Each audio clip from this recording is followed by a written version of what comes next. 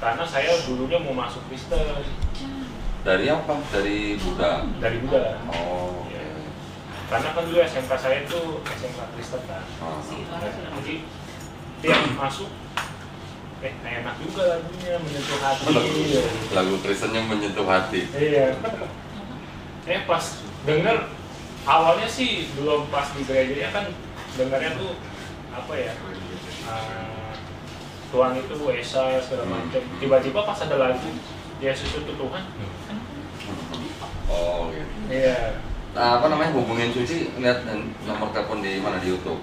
Di Atau kayaknya di di Kisaran Kodo. Oh iya. Iya. Terus belajar Islamnya berapa lama jadinya? 6 tahun itu?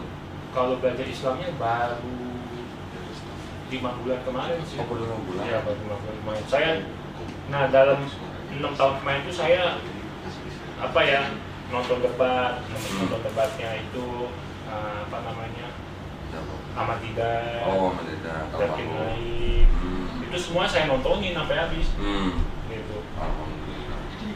Terus Sama dong saya juga belum nontonnya. iya, saya pernah lihat YouTube-nya Kodonti tuh, ya kan, belajar juga dari situ juga kan awal. Nonton debat saya juga? Nonton apa namanya, akhirnya saya mantep itu karena nontonnya itu Bang Zuma. Oh, Bang Zuma. Iya. Tiap malam tuh saya nonton TikTok? Iya, di TikTok, di YouTube juga. Oh. Ya, alhamdulillah. Ya udah, yuk, kalau mau udah mantap langsung aja saya ada dulu, nanti ngobrolnya belakangan. Ya boleh. Ya. Siapa? Ricky kan ya? Iya. Ricky duduk sini. Baik, bismillahirrahmanirrahim. Assalamualaikum warahmatullahi wabarakatuh. Alhamdulillahirabbil alamin, wassalatu wassalamu ala Rasulillah. Senang sekali berjumpa kembali di channel Donditan dan Gerham Malak Jakarta. Pada hari ini di depan saya ada seorang pemuda, lagi-lagi pemuda Cina, nih benar. Cina Medan ya? Iya, Cina. Oh, Cina Medan. Namanya siapa? Ricky siapa? KTP-nya pinjam, KTP-nya. Nah, Ricky datang ke studio Gerham Malak Jakarta ini bermaksud untuk memeluk agama Islam. Ya, alhamdulillah. Namanya cuma Ricky doang? Iya. Nggak ada nama belakang? Lu anak siapa ya? Nama Ricky doang. Oh, di... Hah? Marganya Ki. Oh, marganya Ki ya? Enggak. KTP Jakarta Barat, agama sebelumnya Buddha. Iya. Tapi yang apa namanya? Tadi cerita Kristologi itu apa? Oh, pas saya mau masuk Kristen, saya pelajari. Sempat masuk Kristen? Enggak. Oh, nggak jadi? Nggak jadi, Oh. karena saya pelajari dulu. Gitu. Oke. Oh, jadi dari Buddha belajar Kristologi, tadi mau masuk Kristen. Iya. Nggak jadi, jadi ke Islam. Iya, betul. Alhamdulillah. Gitu.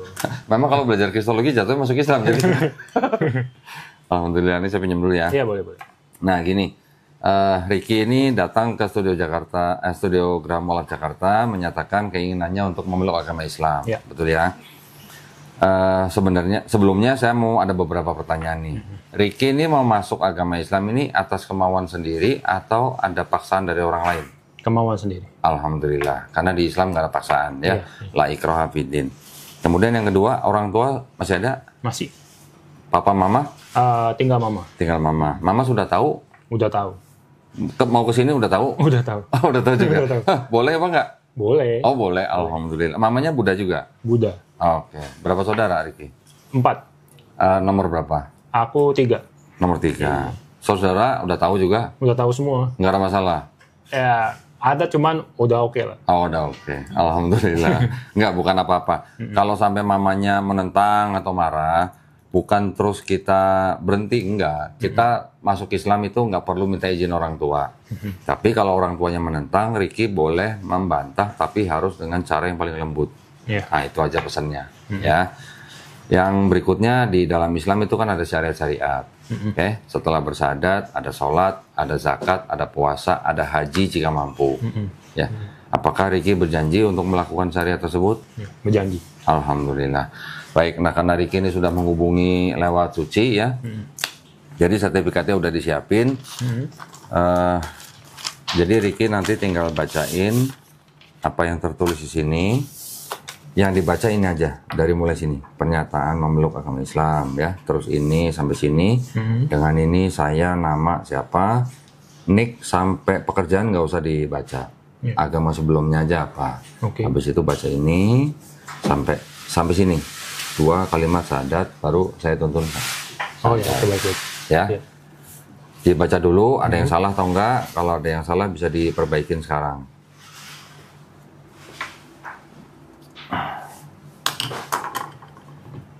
Aman sih. Aman? Nggak ada yang salah? Nggak ada. Baik, kalau nggak ada yang salah, udah siap untuk bersyahadat? Ya, siap. Oke, silakan dibaca mulai dari sini ya, silakan. Oke. Pernyataan memeluk agama Islam. Sesungguhnya agama yang diridhoi di sisi Allah hanyalah Islam. Surat Ali Imran ayat 19. Dengan ini saya nama Ricky. Nick juga perlu? Nggak usah, ini aja langsung agama sebelumnya aja. Agama sebelumnya Buddha.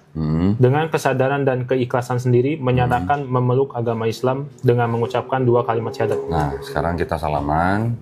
Ricky ikutin 2 kalimat syahadat yang akan saya bacakan. Kemudian kita lanjutkan dengan terjemahan bahasa Indonesia. Baik. Ya, Bismillahirrahmanirrahim. Asyhadu alla ilaha illallah wa asyhadu anna Muhammadan Rasulullah. Aku bersaksi tiada Tuhan selain Allah. Dan aku bersaksi Nabi Muhammad adalah utusan Allah. Allahu Akbar. Alhamdulillah sah ya Ricky ya. Selamat sudah menjadi muslim. Saya mau peluk sebagai saudara saya yang baru dalam iman. Alhamdulillah. Istiqomah ya. Insyaallah istiqomah ya, insyaallah ya. Amin. Suci udah ada fotonya ini ya? Udah. Oke, ini saya kembalikan. Ya. Terus kemudian kita juga udah siapin ada bingkisan nih. Apa aja nih bingkisan? Kayak dapat lotren.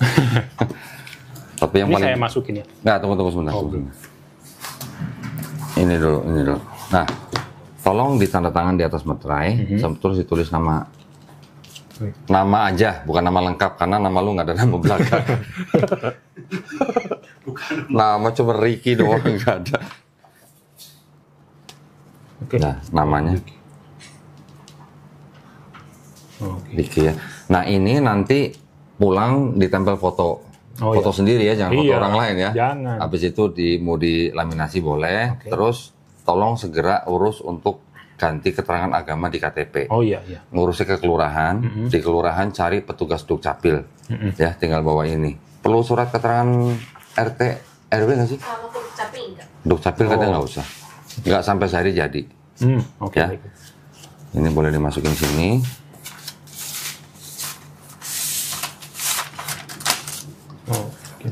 Terus, nah ini ada buku petunjuk sholat. Udah bisa sholat belum? Belum. Oh belum belajar ya, nggak apa-apa. Ini buku petunjuk sholat dibaca semua ya, dibaca semua. Ini lengkap untuk kita bisa sholat sendiri. Siap. Tapi kewajiban kita laki-laki ya sholatnya di masjid.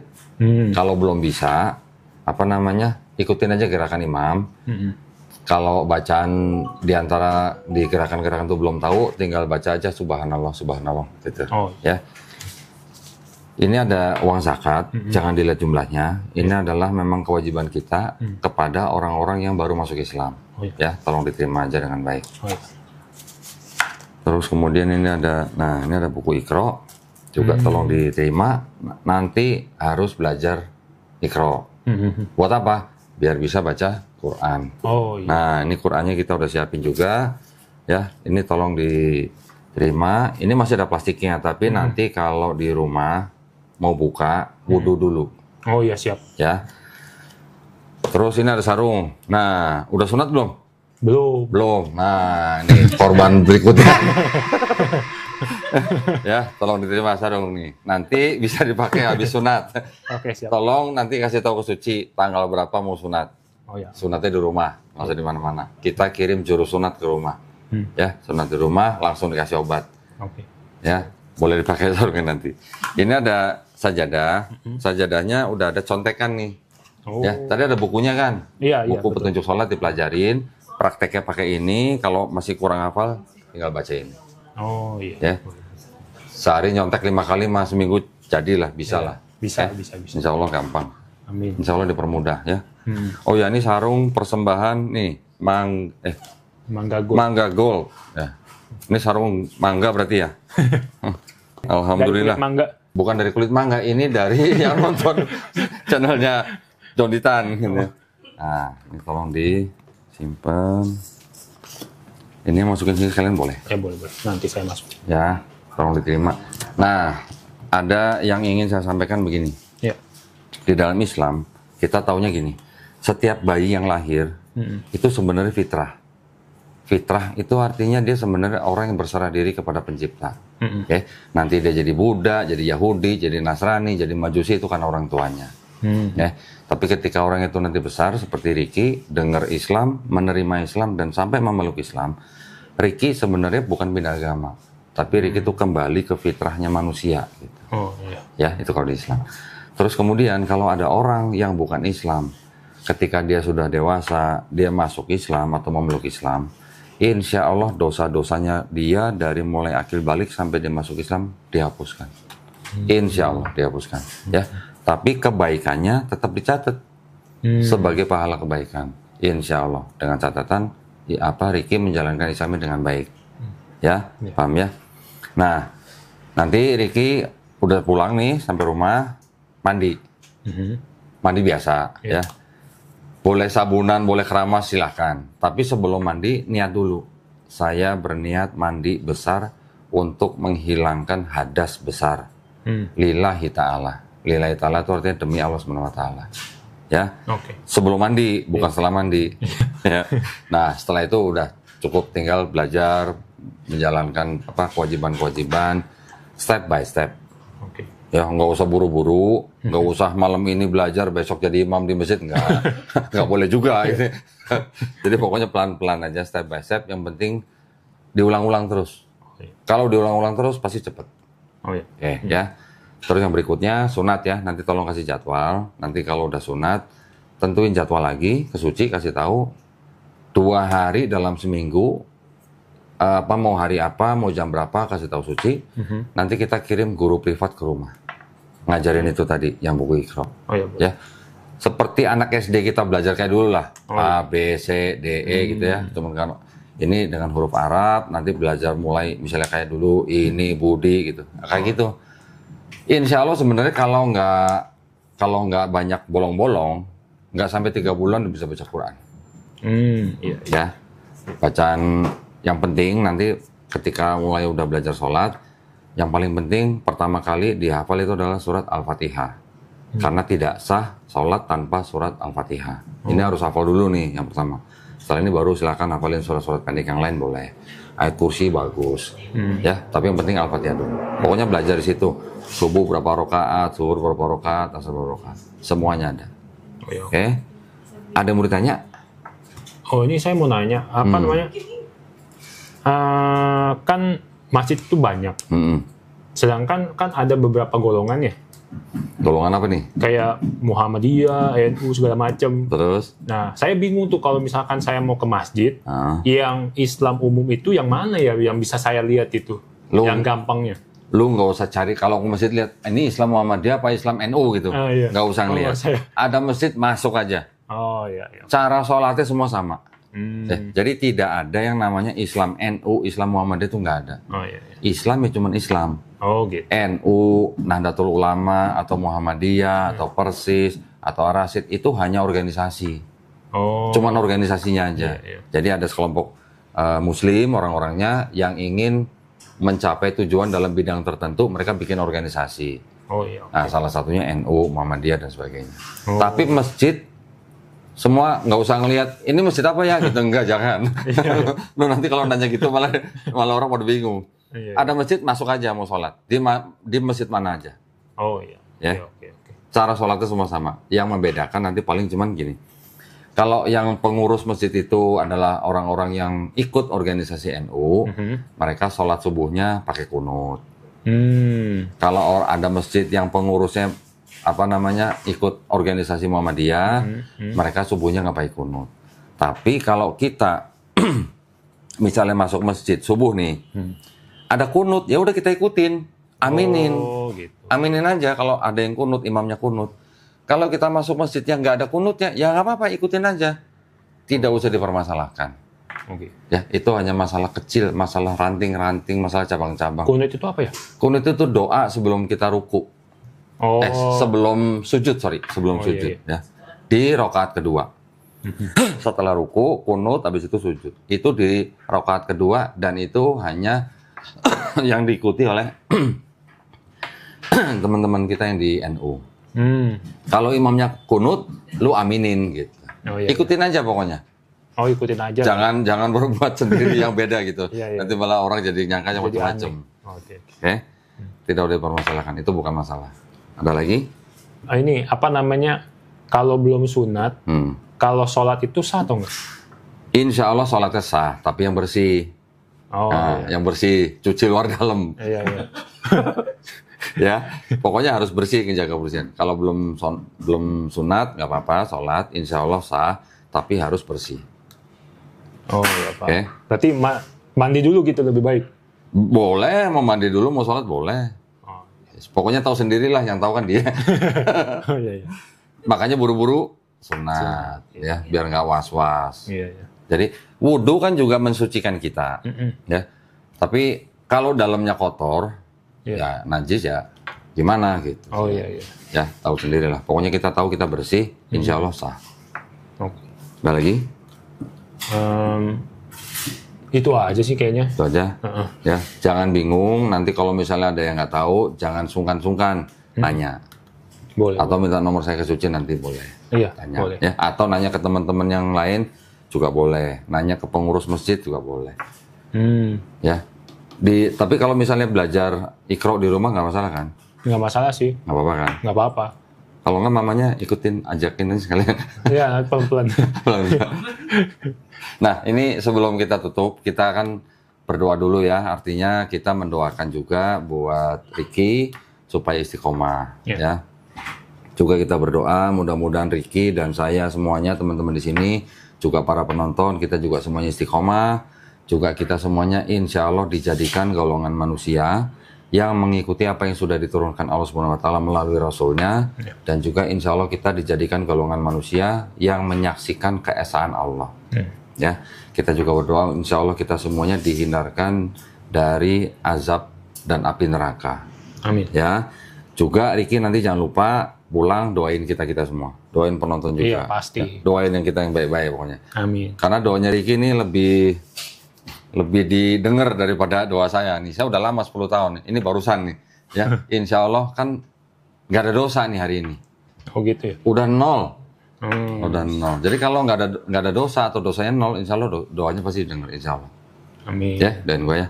Amin, saya doa. Ya, oke. Nah, sebelum kita tutup, ngobrol sebentar boleh? Boleh. Nggak buru-buru kan? Enggak. Sunatnya masih lama kan? Masih berapa hari kan? Iya. Tadi cerita, Ricky belajar kristologi. Iya. Belajarnya gimana? Jadi dulu pas SMK, ya kan? Mas SMK udah belajar kristologi? Udah belajar justru. Keren. Terus? Karena dulu kan, di SMK tuh Kristennya kental banget. Oh, SMA-nya SMA Kristen? Iya, SMK Oke. Kristen ya Terus? kan. Terus kita wajib seminggu sekali ke gereja. Walaupun bukan Kristen? Walaupun bukan Kristen, Oh, wajib. hari apa tuh ke gerejanya? Dia di gereja itu tiap hari Sabtu, Kamis kalau nggak salah. Jadi pas hari sekolah? Iya, pas hari sekolah. Bukan hari minggunya? Bukan. Oh, oke. Jadi udah ada kebaktiannya sendiri. Khusus untuk anak-anak sekolah? Iya. Oke. Gitu. Terus? Jadi pas masuk, enak juga dengerin musiknya, musik. kan, sampai merinding segala macam. Waduh. Nah, tapi pas dibawa ke ajaran agama Kristennya, dibilang Tuhan itu Esa, ya kan. Nah, ada satu lagu yang bikin saya bingung tuh. Apa tuh? Pas dinyanyiin, bilang Yesus itu Tuhan. Nah, saya jadi bertanya-tanya kan. Pas saya pelajari, ternyata Trinitas. Oke. Nah, saya pelajarilah Trinitas ini. Ya kan, saya buka YouTube, saya buka Google, saya belajar Bible-nya. Ada sampai waktu itu saya singkat cerita pas kuliah, itu saya pacaran sama orang Kristen. Diajaklah ke gereja. Terus saya bilang, saya tuh belum terlalu mengerti sama Trinitas. Coba diajarin dulu. Terus? Dibawalah ke gerejanya. Habis kebaktian, saya bilang sama pacar saya, kalau misalkan pendetanya itu bisa menjelaskan secara logika, saya pasti masuk Kristen. Soal Trinitas? Iya, soal Terus? Trinitas. Udah gitu, udah selesai kebaktian, saya tanya nih ke pendetanya. Saya tanya, Pak, saya kurang ngerti Trinitas itu gimana, padahal yang saya pahami itu kan Tuhan itu Maha Esa. Ya. Ya kan nggak mungkin jadi makhluk. Ya. Gitu. Terus ditanya, agama kamu apa? Dia bilang, oh saya Buddha. Nah, pendetanya bilang gini, oh sama, dia agama Kristen sama kayak Buddha. Terus saya bingung kan, samanya gimana Apanya Pak? sama? Gitu. Terus? Pendetanya bilang gini, Buddha kan banyak Buddhanya. Jadi di Kristen juga sama, Tuhannya banyak loh. Tuhannya banyak. Terus saya jadi bingung loh. Terus? Saya bilang ke pendetanya, Pak, di agama Buddha itu tidak pernah mengklaim kalau dirinya tuh ciptaan. Hah? Kalau Nggak pernah Tuhan. mengklaim dirinya Tuhan. Ya kan, dia itu mengklaim bahwa dirinya guru. Ya, ciptaan juga. Iya, ciptaan juga. Ya. Terus? Pendetanya bingung langsung.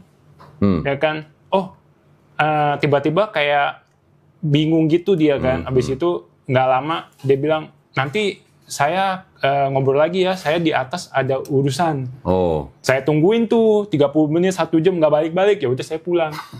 nggak jadi jelasin Trinitas. Nggak jadi jelasin dia. Aduh, ya kan, akhirnya pulang, ya saya belajar sendiri. Nah, singkat cerita saya udah putus sama mantan saya tetap belajarin. Tunggu sebentar. Tadi gerejanya gereja apa? Ingat nggak? Di Bandengan. Nama gerejanya nggak inget. Apa ya? Gereja... Pantai Kosta bukan? Bukan. Lupa saya. Oh, lupa. Kalau yang di sekolah gerejanya gereja apa? Gereja, kalau SMK dulu sih Pancaran Berkat. Pancaran Berkat. Nama gerejanya? Atau nama SMA-nya? Nama SMK-nya. Oh, gitu. Nama gerejanya nggak tahu? Nama gerejanya sih dia, kalau gereja itu di satu tempat sama sekolah tuh? Kalau yang waktu pas nanya itu bukan di Bandengan, di ini, Pademangan. Oh, Pademangan. Lupa saya namanya. Pademangan berapa nih? Pademangan berapa ya? Gue biasa ke Pademangan 2 nih. Wah, jangan-jangan deket. Ya deket lah Pademangan. Iya. Pokoknya yang sebelah itu, Seafood Kalimati. Oh, Seafood Kali. Indah Seafood. Oke, dekat-dekat situ tuh. Tahu. Ada gereja tuh. Itu yang dibawa sama mantan. Iya. Nah, kalau yang SMK itu, kalau gerejanya tuh di Bandengan. Oke. Tiap minggunya. Cuman dia tiap Kamis itu ada kebaktian. Kamis apa Sabtu? Kamis. Ya tiap Kamis. Oh, jadi pas jam sekolah tuh ke gereja emang? Iya Pak, khusus kebaktiannya itu aja. Oh. Tiap Kamis kalau nggak salah. Habis kebaktian balik sekolah lagi belajar gitu? Iya, balik lagi kita belajar biasa gitu. Nah, terus tadi setelah putus sama mantan, diterusin belajar kristologinya? Saya terusin. Jadi ceritanya belajar kristologi itu mau jadi Kristen maksudnya? Iya, awalnya karena kan, wah kayaknya di Kristen nih, apa ya,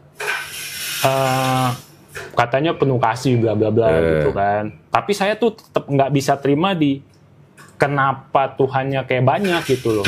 Ya kan, Roh Kudus Tuhan, Allah Tuhan, ya kan, terus sama Yesus Tuhan. Nah, saya itu pelajari terus. Tapi kan bukan 3 Tuhan, tapi kan 1 Tuhan, Ya, kata orang Kristen. Kata orang Kristen kan. Makanya saya juga bingung.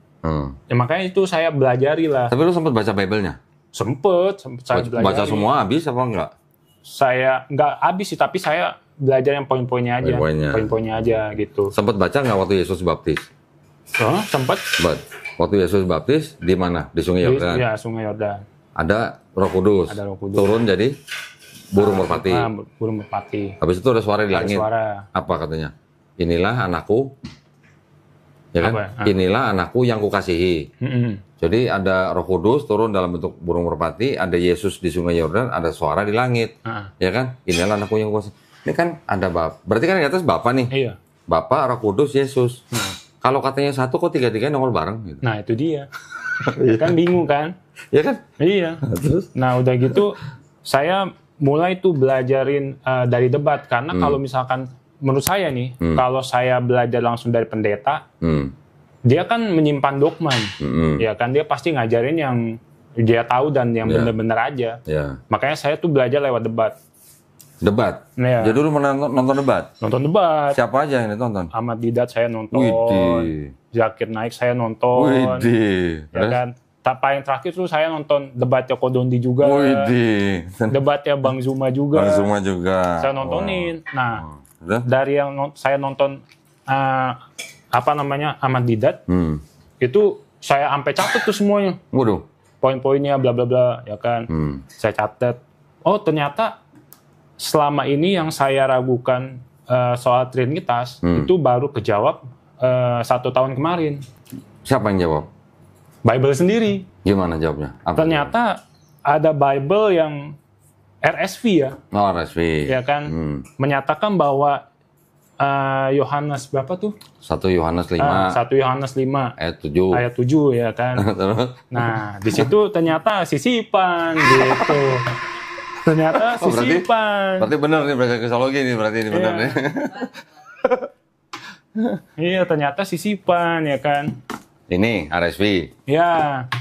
Nah, Ini juga RSV nih. Nih, ini juga RSV. iya. Iya. Terus Kayaknya RSV ada 2 ya? kalau yang ini yang 1952. Ini 19 ada tahunnya. Nah, ini kan benar 52 nih. 52 kan? Oh iya. Kalau yang ini Udah tua banget ya. 1952 mah nggak tua lah. Oh, belum ya, yang Belum. 1600-an baru. Nih yang tua nih, Anda yang lebih tua nih. 1916. Ini 1560 nih, Geneva Bible. Ini ada lagi yang RSV, KJV. KJV ini 1611. Tapi edisinya ya. Iya. Ini sih cetakan baru, tapi ini edisi 1611. Oh. Nah, ini RSV juga. Ya, ini sama 1952. Nah, terus setelah lo baca ini yang 1 Yohanes 5:7 itu sisipan gimana? Ya, berarti bener apa ya? Dari dulu saya udah ada logika lah gitu untuk berpikir kalau memang Tuhan itu nggak mungkin jadi ciptaan. Oke. Gitu. Selain itu kan belajar lagi yang lain ya kan sama Ustadz Kainama. Oh, Ustadz Kainama. Iya, saya mempelajari video-videonya. Video-video juga. Terus? Ya kan sampai belajari sejarah si Paulus segala macam ya kan. Itu kan baru-baru. Nah, yang ternyata bukan cuma satu ini aja yang sisipan, ternyata kan banyak banget gitu loh. Dan 1 tahun kemarin saya baru belajar ternyata PL-nya Kristen ini ternyata dari Tanakh. Tanakh Yahudi. Iya, dari Yahudi. Mana? Ya, dari video siapa? Ya macam-macam. Oh, macam-macam. Saya pelajari semua gitu. Ternyata bahkan banyak sebenarnya romo-romo yang jujur gitu. Ngasih tahu kalau kitab Tanakh sama Septuaginta itu udah banyak yang diubah di Septuagintanya. Gitu. Udah banyak sebenarnya. Berarti belajar ini kristologi beneran ya? Saya keren. Sampai lumayan banyak yang saya pelajari gitu. Makanya terakhir kan mantan saya juga Kristen kan. Nah, saya udah bilang ke dia gitu kalau dia kan kita mau merit juga. Cuman ada pihak keluarganya ada maksa saya gitu untuk ke Kristen. Masuk Kristen terus. Sedangkan saya udah mempelajari gitu. Tapi dia bilangnya, lu jangan belajar dari internet. Terus belajar dari mana? Belajar dari mana kalau bukan dari pendeta? Dari pendeta. Ya. Soalnya kalau dari pendeta kan udah pasti dia nggak mungkin ngasih tahu yang ayat sisipan ini nggak mungkin lah ya kan. Terus? Ya gitu, makanya saya bilang saya ini udah pelajari. Dan saya nggak percaya kalau Yesus itu Tuhan.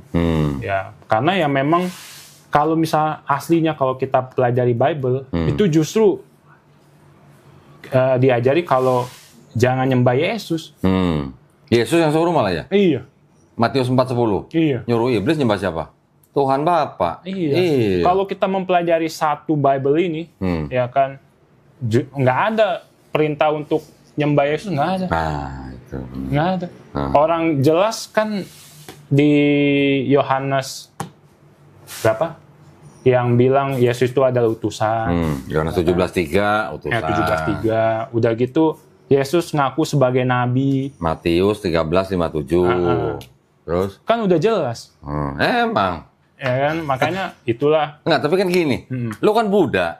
Ya. Lu belajar Kristologi memang tujuannya tadi mau masuk Kristen. Iya. Karena salah satu alasannya karena lu mau nikah sama cewek Kristen. Oh bukan. Oh bukan juga? Bukan. Itu karena pas Oh masuk, karena denger gereja. lagunya bagus-bagus. Denger lagu bagus-bagus gitu loh. Iya, denger lagunya bagus-bagus. Lagunya apa tadi lu bilang menyentuh hati gitu. Iya. Oh, aduh. Yang Bapa mengerti. Widih. Oh, ngerti juga nih. Berarti benar nih masuk gereja nih. Terus apa namanya lagu yang seperti Di sungai. rusa. Seperti rusa. Wah, Ya, itu kan jangan-jangan nih gerejanya GBI kali ini ya? bisa jadi. Itu mah lagunya Insinyur Niko. Iya. Oh, alah. Itu mah lagu-lagu yang gereja gua dulu itu. Iya, Iya, ini kan iya. lagunya menyentuh hati. Oke, jadi lu Buddha, belajar Kristologi, karena lu seneng dengan lagu-lagu di dalam gereja, Iya. lu belajar Kristologi mau jadi Kristen. Iya. Gitu. Terus kenapa sekarang tiba-tiba malah lu nyasar ke Islam? Nah itulah. Dari mana? Nah jadi pas saya nonton debat, ya kan, nah itu saya belum minat sama Islam ya sebenarnya. Oke. Saya lebih minat ke kejujuran dari ahli debatnya ini, Oke. ya kan. Oh ternyata sumber dari Islam ini bisa kita baca semua gitu loh. Lengkap kayak misalnya nih, kayak Ahmad Didat selalu nunjukin Bible. Bible ini Ya. bilang ini gitu kan. Nah udah gitu, saya kan udah ada ilmu nih, ya kan. Saya debat nih sama orang Kristen. Oh gitu. Ya. Teman apa? Teman kerja apa teman apa? Kayak random aja di Instagram gitu. Oke. Saya debat. Oh, di medsos maksudnya. Ya di medsos Oke. gitu. Di Terus saya debat nih segala macam. orang Buddha debat sama orang Kristen. Terus Saya debat, ya kan. Tujuan saya tuh ya saya pengen tahu aja. Dia Kristen, tapi dia tahu gak sih isi Bible gitu, ya kan. Nah yang saya bingung, kenapa orang Kristen ini kalau misalkan ada yang debat sama mereka, mereka nganggap itu yang debat sama mereka tuh Islam. Oke. Itu nggak tahu tuh, Oke. 100% pasti begitu. Ini ya, apa namanya, udah kayak di bawah alam sadar gitu ya. Iya, gitu loh. Pokoknya kalau yang debat sama Kristen pasti Islam. Itu. Katanya Buddha. Padahal kan mereka lupa kalau mereka kan ngajak kan ke semua agama. Iya. Betul. Ya kan, bukan cuma agama Islam doang. Ya, agama lain kan boleh dong bertanya. Siapapun ya. pokoknya Siapapun, diajak, ya kan. Terus. Udah gitu, yang pasti mereka kan kesel juga kan. Saya debat, ini orang tahu banyak nih. Terus? Akhirnya mereka lempar ayat Al-Quran. Hah? Terus? Nah kan saya bingung, lah kan saya nggak pernah ngomong saya agama Islam ya. Dilempar saya pakai ayat Al-Quran gitu. Terus udah gitu, Pak dilempar pakai hadis lah segala macam. Mau nggak mau saya baca. Oh, oke. Dari situ? Nah dari situ tuh saya baca, ya kan. Ada yang pertama kali tuh, saya ingat tuh, dilempar soal itu, Apa? kencing onta. Oke. Nah kan, dibilang gini, masa lu di Al-Quran bilangnya kencing onta bisa, apa namanya, Di Quran? di hadis ya, Hadis. kencing Quran bisa, kencing unta bisa hilangin penyakit. Ya. Lu minum dah tuh banyak-banyak. Terus? Bener gak ya? Ya kan? Saya cek nih hadisnya nih. Kirain lu langsung minum kencing onta? Enggak dong. Saya cek hadisnya, ya kan. Oh bener nih ada. Terus saya otomatis kan, oh iya ada nih. Ya. Saya cek dong ilmu kedokterannya dulu, saya cek. Oh ternyata bener. Oh, oke. Ya kan, ternyata bener kalau kencing onta pada dulunya bisa, ya kan, menyembuhkan penyakit yang belum ada obatnya. Ya. Tapi kan di situ tertulis jelas kalau ada obat yang kalau ada alternatif yang lebih baik, lebih bagus pakai itu. Iya. Kan nggak dipaksakan. Betul. Nah, terus saya bilang ke dia, aduh kok ke dokternya. Terus lu kasih tahu ke orang Kristennya? Kasih tahu. Terus? Ada kok ini. Saya tunjukin artikelnya kan. Terus lu mau bilang apa? Ya kan? Terus dilempar lagi. Apa namanya? Masa iya Nabi Muhammad pedofil? Nah, saya belum tahu tuh. Oh. Nah, saya baca lagi. Terus? Saya baca, oh iya ada nih hadisnya, ya kan? Tapi kan nggak bilang pedofil. Iya, tapi kan nggak bilang pedofil. Ya. Loh, tapi gini, selain saya belajar kristologi, saya kan suka sejarah. Nah, saya tuh kalau nonton Netflix Viking nonton nggak? Apa? Vikings. Nonton. Nah, itu kan sejarah itu Inggris. favorit gua itu. Nah, sama tuh. Itu kan sejarah terjadinya Inggris sama Kristen kan. Belum jadi Inggris, Saxon bilangnya. Belum Bangsa jadi Inggris Saxon, ya kan. Ya, terus? Dan di situ khusus sejarah besar kekristenan. Ya, betul. Lah di situ juga ada kok. Nah, Pas kerajaannya masih Inggris tuh nikahin anaknya masih umur puluhan tahun juga mah ada. ya yang masih belasan. Masih belasan kan emang nggak ada 10 peraturannya. tahun. Iya, betul. Gitu kan, nggak ada peraturannya. Terus salahnya di mana? Kan udah jelas, tapi kan kalau di situ kan tertulis Aisyah kan udah balik. Ya kita pikir aja pakai logika. Adanya minimal umur itu kan pas tahun berapa? Kan nggak bisa disatuin zaman dulu sama zaman sekarang peraturannya. Yang peraturan ini buat siapa? Manusia. Gitu. Orang sebut pedofil itu kan dianggap sebagai penyakit. Sebutan pedofil sendiri baru ada di abad ke-19. Iya, itu kan. Nabi menikahi Aisyah dan orang-orang lain yang menikah dengan istri yang masih muda-muda itu jauh sebelum ada istilah pedofil. Iya. Dan pedofil ini penyakit. Penyakit tuh ya. Penyakit yang suka dengan anak kecil, ya. Dan yang diincar sama orang pedofil ini kan ini korban. Ya, jadi kalau misalnya ada anak-anak perempuan itu kan korban. Ada nggak korban yang happy? Nggak ada. Kalau Aisyah nikah sama Nabi, Aisyahnya happy nggak?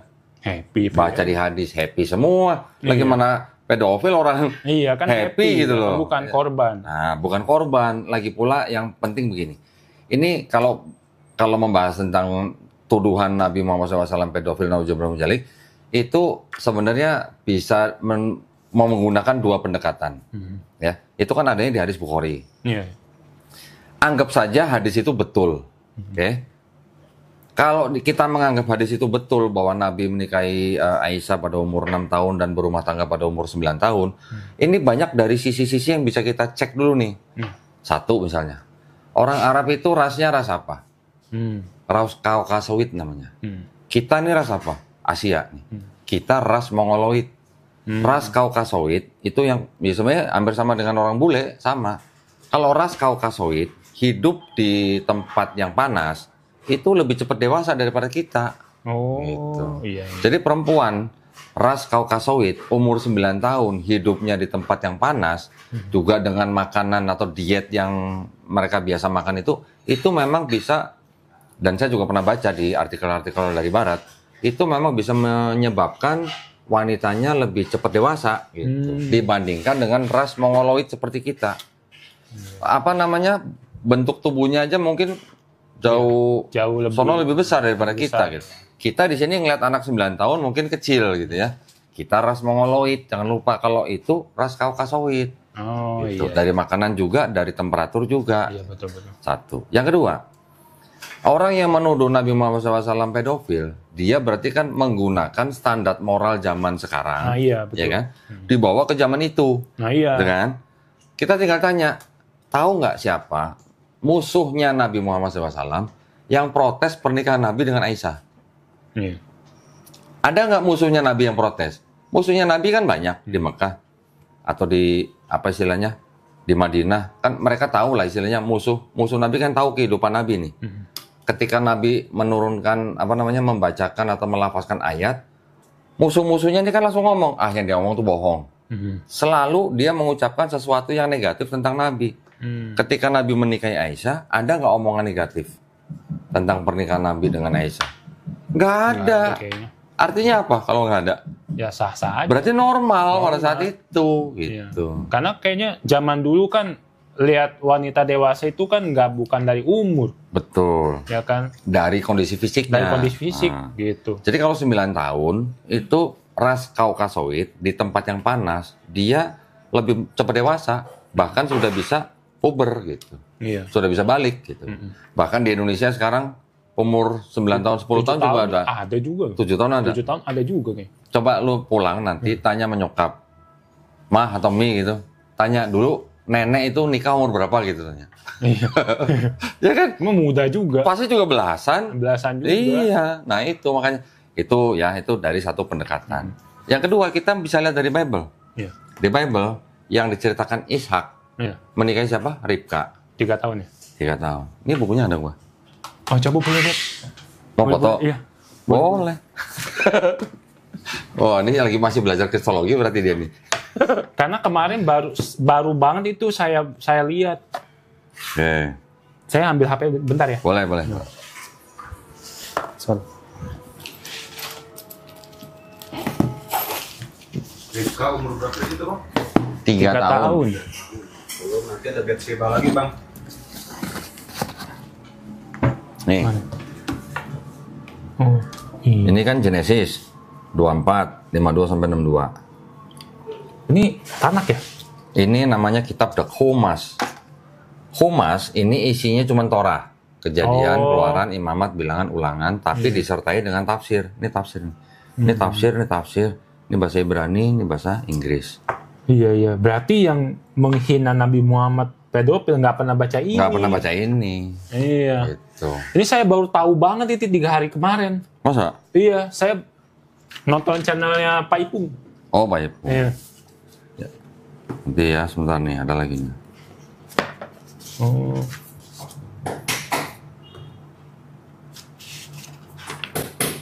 Udah pernah baca di di dalam Islam kita mengenal bahwa Nabi Ibrahim alaihissalam itu pernah diselamatkan Allah Subhanahu wa taala dari api Raja Nimrod. Pernah dengar? Pernah kayaknya. Pernah Yang dengar? nggak bisa dibakar ya? Iya, pernah dengar yang apinya jadi Iya, dingin. apinya jadi dingin. Pernah dengar? Pernah. Udah pernah baca di Bible kisah itu yang sama di sini ada nggak? Belum. Nggak ada kan? Nggak ada. Nggak ada. Di sini bisa ada tafsir begini. Lihat nih. Nomor 2 tuh. Nimrod flung Abraham into a burning furnace. Jadi Abraham pernah diselamatkan dari tungku apinya Raja Nimrod. Oh iya. Di sini nggak pernah disebutin. Iya. Karena terjemahannya diganti. Abraham keluar dari Ur Kasdim. Urnya di situ diterjemahkan menjadi kota. Gitu. Oh. Tapi ini ada tafsir bisa ngomong begini. Nimrod flung Abraham into a burning furnace. Kok bisa sama di Islam? Islam juga Nabi Ibrahim alaihissalam diselamatkan dari tungku api Raja Nimrod atau Raja Namrus gitu. Iya. Gimana dong? Oke. Yang Hagar pernah dengar Hagar? Hagar yang itu ya? Hah? Yang apa namanya? Pernah dengar Hagar siapa? Yang kurban-kurban bukan sih? Iya, yang dikurbankan. Iya. Iya. Siapa Hagar? Nih. Hagar, Oh, daughter of Farao anaknya. Pharaoh. Jadi Hagar putranya Raja Mesir. Terus apa nih? So it was that Hagar Egyptian Prince. princess. Iya. Nah, ratu Mesir. Ratu Mesir. Apa ya? Istilahnya anak raja gitu lah. Jadi kalau orang Kristen kan sering bilang, oh Hagar kan budak gitu kan. Iya. Padahal, Anak. nah yang dihadiahkan kepada Abraham. Oh gitu ya. Seru juga. Oh iya. Kalau ini ada tafsirnya, sedap. Iya sedap Nah, banget. lanjut. Tadi kan Ishak menikahi Ribka. Di sini Ribka kan jelas-jelas disebut 3 tahun kan. Iya. Yang kedua, Nabi Daud berzina dengan Binor kan. Iya. Tahu siapa? Siapa ya, lupa lagi. Hah? Istri orang siapa? Namanya? Pernah dengar? ya? Bathsheba. Oh, Bathsheba. Nah, Bathsheba kan istrinya Uria. Heeh. Berapa usianya Bathsheba ketika zina sama Daud?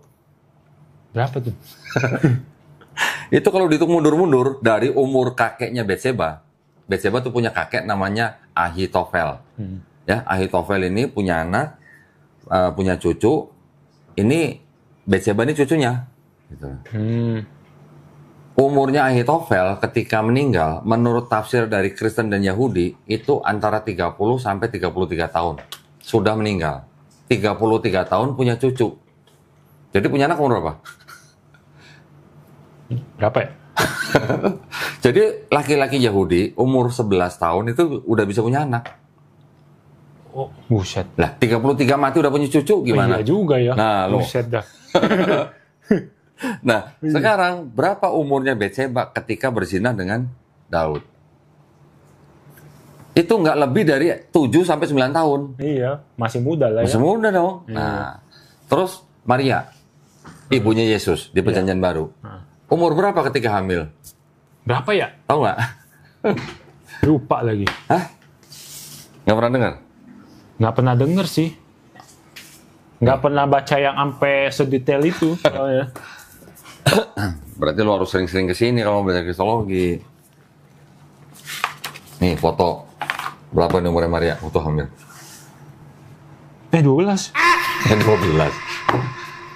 Kalau 12 masih bisa disebut bocil nggak? Belum tentu. Hah? Kalau orang sono kan tadi gue bilang. Iya. Orang ras Kaukasoid kan Arab, Iya. orang Israel. Itu kan satu rumpun. Orang serumpun. Rasnya ras Kaukasoid. 12 tahun. Lah itu yang ngomong bukan gua. Baru tahu saya. Foto lah. Saya kira tua banget. Tua dari Hong Kong. Kira nomor 30-an gitu. Lah itu. Kalau 30 belum punya anak, orang Israel mau udah dibilang perawan tua. Iya. Iya. Oh iya, Iya. saya pernah itu tuh baca yang apa ya? Yang Apa? bukunya siapa itu yang katanya kalau umur 20-an mah belum nikah mah dibilang aneh. Iya. Iya. Emang. Kalau buat cewek mah cepet banget umurnya. Makanya kalau Iya.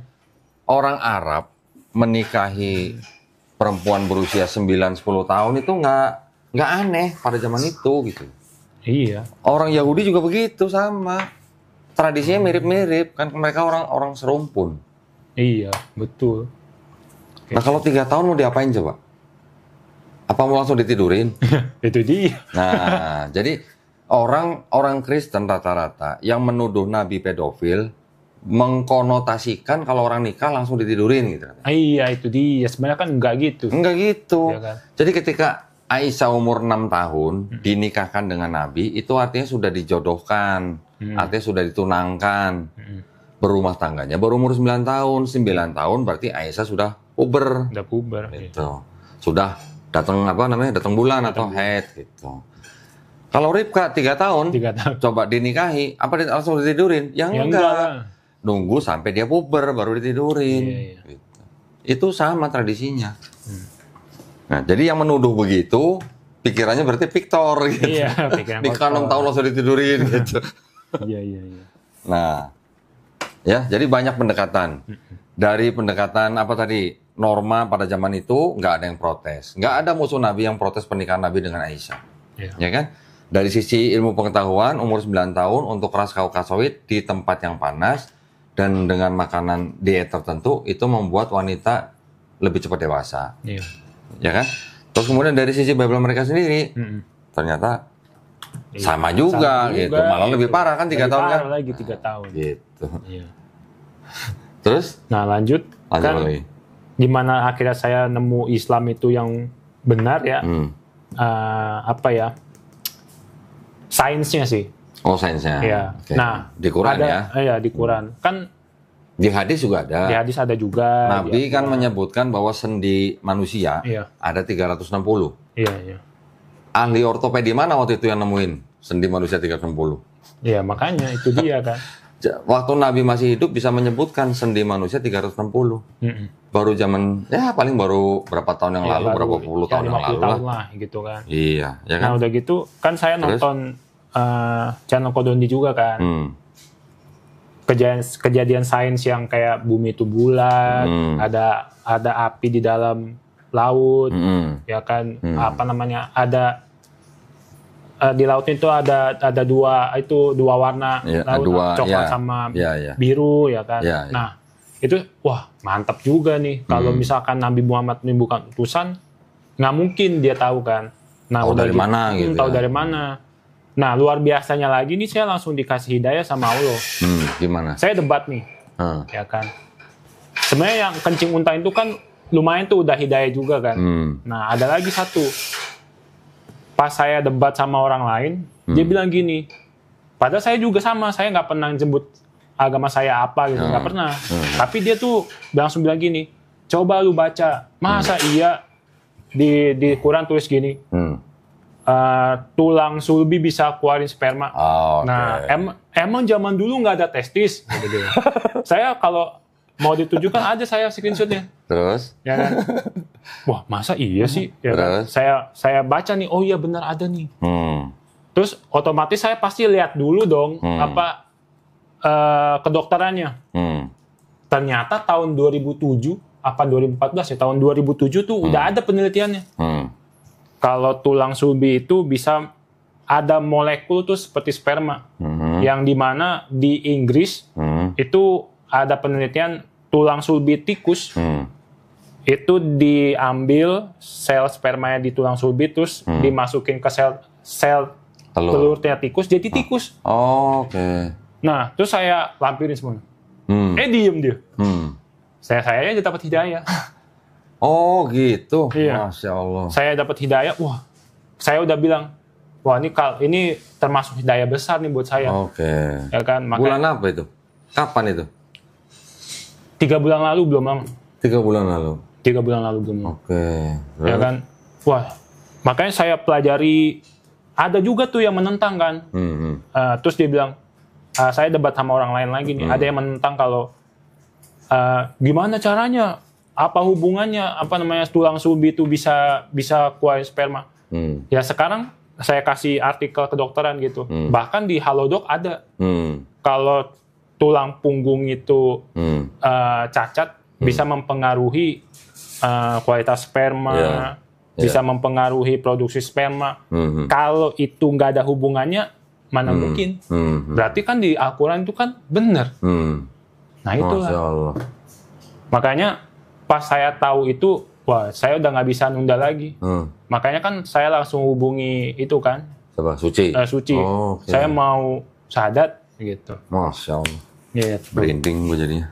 Tapi memang benar pas setiap saya nonton Bang Zuma gitu, saya baca Al-Quran tuh saya merinding terus. Oh ya? Masya Allah. Merinding saya. Makanya ya mungkin cerita saya ini cuma sedikit tapi bisa membantu lah. Maksudnya bisa membantu orang untuk membuka logika. Gitu. Orang yang debat sama lu di medsos itu nggak tahu bahwa dia berdebat sama orang Cina Buddha lagi ya? Iya, gitu. Iya kan? Dipikir pasti Muslim gitu ya? Iya, dipikir Muslim. Ternyata bukan gitu. Banyak banget apa namanya sampai saya mempelajari Kristen itu apa segala macem. Nah gini, tadi yang masalah sperma keluar dari antara tulang dada dan tulang sulbi, itu kalau tadi mempelajari tentang tulang sulbi ternyata ada unsur atau sel spermanya di situ dengan percobaan tikus dan macam itu apa istilahnya, Masya Allah itu memang istilahnya walau-walam lah ya, Allah yang tahu lah ya. Itu dari sisi pengetahuan. Tapi kalau kita lihat dari sisi bahasa, sebenarnya jawabannya simpel. Itu kan adanya di Quran surat At-Tariq ya. Quran surat 86 ayat ke-5 sampai 8. Maka hendaklah manusia memperhatikan dari apa dia diciptakan. Ayat 5 nih. Ayat 6-nya, dia ini siapa? Manusia kan? Diciptakan dari air mani yang terpancar. Betul kan? Ayat 6. Ayat 7-nya apa? Yang keluar dari antara tulang punggung atau sulbi dan tulang dada. Ya kan? Sebenarnya tulang punggung nggak cocok. Tulang sulbi itu kan tulang ekor. Ya kan? Dari sini kan dia? Dari sini tulang sulbi itu tulang ekor. Ya. Tulang dada kan ini, rusuk lah gitu.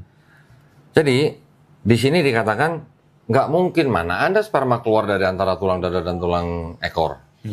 Tapi ternyata karena mereka baca terjemahan udah gitu menggunakan kaidah bahasa yang taunya cuma orang Indonesia aja gitu. Ini ada masalah begini. Di ayat yang ke-7 itu ada ayat yang berbunyi yakhruju mim baini sulbi wat tauraib. Ya, artinya yakhruju itu yang keluar. Arti yakhruju itu memang artinya bisa diartikan yang keluar. Tapi orang pikir baca dengan kaidah bahasa Indonesia. Ayat sebelumnya dia manusia diciptakan dari air mani yang terpancar. Ya kan? Terus dia baca ayat berikutnya yang keluar dari antara tulang sulbi dan tulang dada. Jadi orang berpikir yang keluar itu air maninya. Padahal yang keluar itu dari antara tulang dada dan tulang sulbi itu apanya? Bayi. Bayi, Oh, manusianya. iya. Rahim. Sekarang kalau ibu ketika iya. sedang mengandung anaknya, bayinya, di rahimnya, ketika anak itu sudah siap keluar, bayi itu adanya di mana? Ya di sini. Ya di antara tulang dada ibunya dan tulang sulbi ibunya. Oh iya. Betul iya. apa nggak? Betul. Jadi yang keluar ini adalah manusianya. Oh iya. Sebenarnya ada titik gitu ya, tapi orang sobos aja gitu. Nah, ini kan tulang dada, ini kan tulang sulbi. Kan bayi adanya di sini. Iya. Berarti bayi itu berada di antara tulang dada dan tulang sulbi ibunya. Oh. Yang keluar dari antara tulang dada dan tulang sulbi itu manusianya. Jadi dia diciptakan dari air mani yang terpancar, yang keluar dari antara tulang, yang keluar tuh manusianya bukan air maninya, gitu loh. Sekarang kalau dianggap yang keluar itu air maninya dari antara tulang dada dan tulang sulbi, keluarnya dari mana? Kalau laki-laki, kayak dari alat kelamin. Tapi kalau dari antara, di bagian mana antara tulang dada dan tulang sulbi menghasilkan sperma? Kayak kalau tadi meneliti tulang sulbi, tapi kalau di antara kan orang nanti bisa bilang, kan antara tulang rusuk sama tulang sulbi, bagian mana yang memproduksi sperma gitu, atau air mani gitu kan? Kita kebingungan lagi gitu. Karena air mani diproduksi di testis. Istilahnya di testis kan kan ada di bagian tubuh pria yang menghasilkan sperma, kemudian dia salurkan ke testis baru dikeluarkan. Jadi yang keluar dari antara tulang dada dan tulang sulbi yang dimaksud itu adalah manusianya. Oh, iya. Gue bisa buktiin. Buktinya apa? Di ayat-ayat yang lain. Jadi gini. Tadi kan kita baca dari ayat 5. Hendaklah manusia memperhatikan dari apa dia diciptakan. Yang ayat 6, dia diciptakan dari air mani yang terpancar. Yang 7, yang dikeluarkan dari antara tulang dada dan tulang sulbi. Baca ayat 8-nya. Ayat 8-nya apa? Ayat 8-nya. Allah Subhanahu wa Ta'ala mampu membangkitkan manusia itu. Gitu loh. Nih, sebentar. Terjemahannya aja. Wih, panjang nih soalnya. Panjang juga. Karena ini banyak contohnya. Jadi, kata yakhruju itu tadi, itu yang, nah ini nih. Arti daripada kata yakhruju itu yang menggantikan manusianya. Jadi yang dikeluarkan dari antara tulang sulbi dan tulang dada itu adalah manusianya. Di ayat 8 kan disebutkan ini. Mana? Sungguh Allah benar-benar kuasa untuk mengembalikannya hidup setelah mati. Itu ayat 8-nya. Jadi yang dikembalikan hidup setelah mati ini manusianya atau air maninya? Manusianya. Jadi dari ayat 5 bicara manusia. Ayat 6 bicara manusia. Ayat 7 juga masih bicara manusia. Ayat 8 juga masih bicara manusia. Jangan sini bicara manusia, di sini air mani, di sini air manusia lagi. Kan nggak nyambung gitu maksudnya. Itu. Dan banyak contoh di ayat-ayat Quran yang lain, ya, yang menggunakan kata yakhruju itu hampir semuanya artinya yang dikeluarkan adalah manusianya. Apa contohnya nih? Nanti gua kasih nih. Kalau mau dicatat nanti juga boleh. Ada di Quran 2 contoh aja nih ya. Sebenarnya banyak. Quran surat Al-Hajj ayat 5. Di sini ada kata-kata bahasa Arabnya tuh nukhrijukum. Ya. Ini kata dasarnya kan sama. Di sini diartikan apa? Kami keluarkan kamu sebagai bayi. Manusia. Ada kata yakhrujunya. Kemudian di contoh lain di Quran surat An-Nahl ayat 78. Dan Allah mengeluarkan kamu dari perut ibumu dalam keadaan tidak mengetahui sesuatu pun. Di sini kata bahasa Arabnya akhrojakum. Ini kan cuma kosakata yang berubah dari satu akar kata yang sama gitu. Paham nggak? Paham. Masih banyak contohnya ayat-ayat Quran yang lain. Nih segini banyak. Al-Maidah 22, 37, tadi apa? As-Sajadah 20, Al-Qamar 7, Al-Hasyr 2, 12, Al-Baqarah 257, An-Nahl 78. Nanti kalau mau catat nanti saya kirim, cek di situ ada nggak akar kata yakhruju di dalam ayat-ayat ini dan yang dikeluarkan itu manusia atau apa? Oh iya.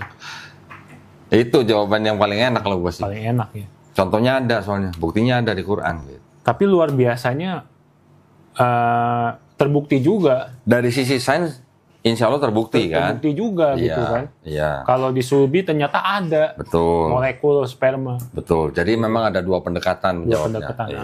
Mau pakai yang itu boleh, mau pakai yang ini boleh. Iya, iya. Mungkin kalau misalkan yang buat terus di dada ya mungkin tuh lebih ke nanti bayinya. Maksudnya tuh bayi. Iya. Jadi gini, kita ketika memahami sebuah atau beberapa ayat, kita usahakan jangan sampai lepas dari konteks gitu. Iya, iya. Kalau kita melepaskan diri dari konteks, kita nggak dapat gambaran utuhnya maksud ayat-ayat itu apa. Tadi seperti saya bilang, ayat 5 bicara manusia. Iya. Ingat nih, lu harus ingat diciptain dari apa? Iya. Lu diciptain dari air mani. Air mani yang terpancar. Yang terpancar dari mananya kan tidak dijelaskan detail. Iya. Tapi ayat 7-nya, yang keluar atau yang dikeluarkan dari antara tulang dada dan tulang sulbi. Yang dikeluarkan ini manusianya, bukan air maninya. Iya, iya, iya. Ayat 8-nya juga dijelaskan bahwa Allah benar-benar kuasa menghidupkan dia setelah mati. Berarti lagi ngomongin manusia. Iya. Tuh. Iya, betul. Boleh ini belajarin, silakan kamu catat. Iya. Terus setelah itu langsung hubungi suci. Alhamdulillah, Gitu. keren. Terus saya juga mempelajari ya dikit-dikit sama Bang Zuma, gitu kan. Saya masuk live-nya 3 kali, Bang. Oh masuk. Iya, Ikut debat juga. Ikut debat juga Enggak. di TikTok. Justru saya lebih nanya gitu. Oh, oke. Soalnya kalau si Bang Zuma itu kan kelihatannya memang expert Bible ya. Daripada saya tanya pendeta, Ya, saya tanya Bang Zuma. Terus. Soalnya ada ayat yang agak rancu lah. Jadi saya tanya Bang Zuma, ternyata ya sisipan juga ternyata. Kalau udah sisipan mau diapain Capek lagi? juga. Nah, gitu. Ya kalau udah sisipan mau diapain lagi? Tapi gini, ketika kita belajar Bible, kita juga jangan menggunakan kacamata kita. Iya. Ya. Kita juga harus belajar tafsirnya Bible nih. Ini tafsirnya Bible nih. Banyak banget. Lah ini dari Kejadian sampai Wahyu tuh. 12 buku. Jadi maksudnya gini, ketika kita sedang membandingkan atau mempelajari agama orang, kita harus tahu tafsirnya agama mereka apa. Walaupun ini yang merah ini kan untuk yang perjanjian lama. Iya. Ini yang hitam perjanjian baru.